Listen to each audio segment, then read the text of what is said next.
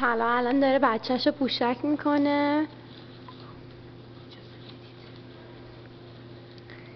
احمق رو نگاه کنی. بله بله طلا خانوم. اینم بچه منه داره فضولی میکنه. بیا این ور میکی این ور.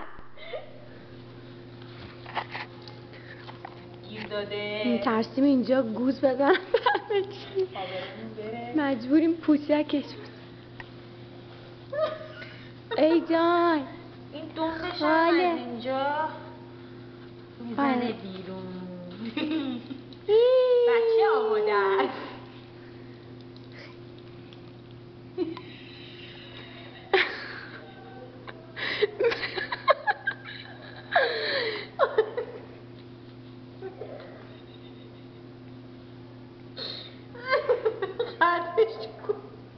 بای بای.